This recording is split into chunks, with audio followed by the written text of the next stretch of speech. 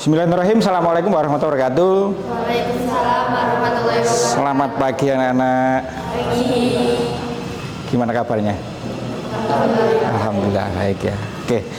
Baik anak-anak, pada kesempatan kali ini Pak Dhani akan menjelaskan tentang berpikir komputasional ya. Ini kita di pertemuan pertama. Jadi untuk sementara kita akan melihat dulu konsep belajar kita, mulai dari diri sampai dengan elaborasi pemahaman ya. Untuk mulai dari diri nanti berisi yaitu refleksi individu tentang berpikir komputasional. Kira-kira kalian pernah mendengar enggak apa itu berpikir komputasional?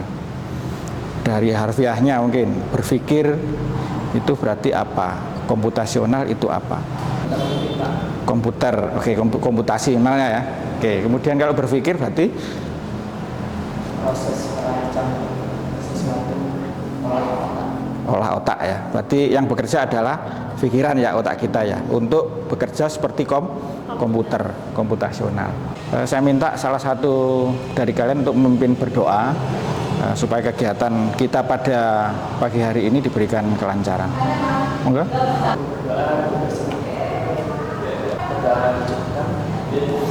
Ya, terima kasih. Untuk berikutnya Pak Dhani akan menyampaikan kesepakatan kelas ya anak-anak ya. Sementara tidak menggunakan HP ya. HP nanti bisa boleh digunakan setelah Pak Dhani menginstruksikan untuk berdiskusi dan seterusnya.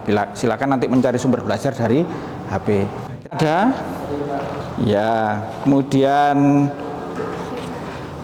dengan sistematis. Yang kedua, menerapkan jenis-jenis penerapan struktur data stack dengan tepat. Kemudian dimensi profil pelajar Pancasila adalah bernalar kritis dan kreatif. Kemudian adalah suatu struktur data yang terbentuk dari barisan hingga yang terurut dari satuan data. Pada stack, penambahan dan penghapusan elemennya hanya dapat dilakukan pada satu posisi. Berarti apa? Satu tumpukan ya. Kemudian yaitu posisi akhir stack. Posisi ini disebut puncak atau top dari stack. Puncak berarti paling atas atau paling bawah?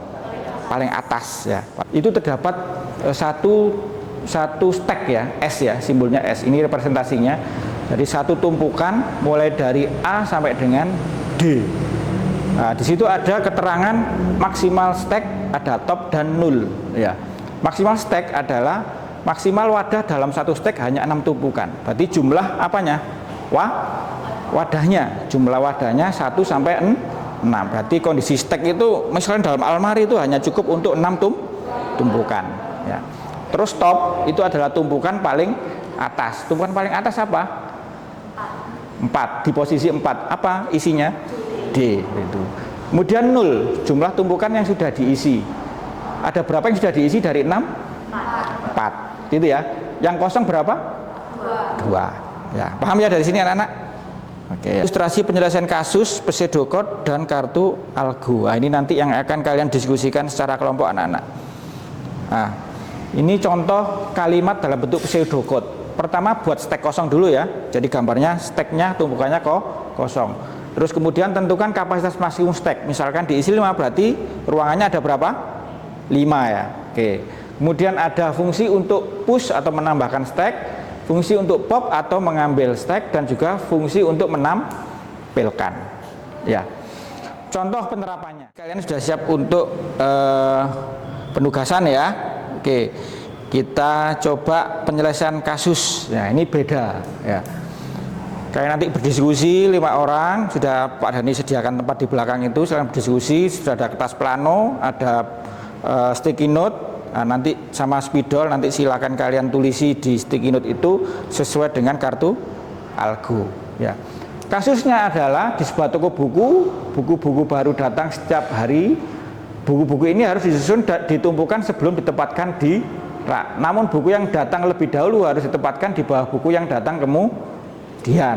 Nah, ini aturan mainnya ya. Dan ketika akan mengambil buku dari tumpukan, buku yang diambil harus dari atas. Dari mana?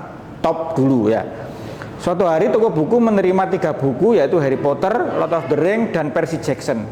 Buku-buku tersebut harus ditumpuk dalam urutan kedatangan dan kemudian dikeluarkan untuk dipindahkan ke rak.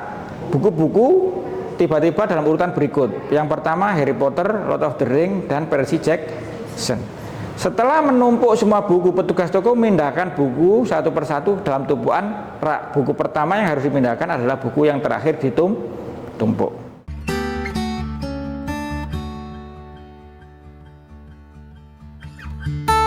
Kita pastikan tentang hasil sampel kita tentang satu algo. Sebelum kita presentasi, kita mau perkenalkan diri kita. Ini ya apa? Penilaian untuk pengetahuan, silakan dijawab masing-masing.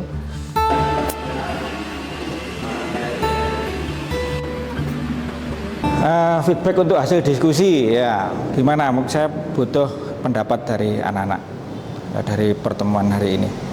Hasil diskusi kalian itu bagaimana? Coba diceritakan.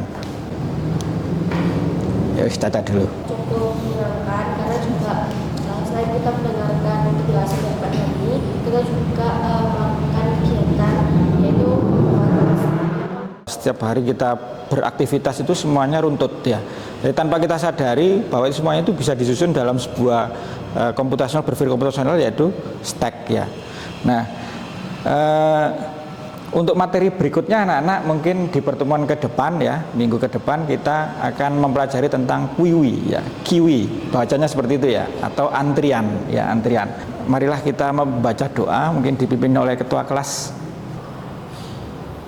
Terima kasih anak-anak ya. Saya akhiri, wassalamualaikum warahmatullahi wabarakatuh. Waalaikumsalam. Ya. Terima kasih.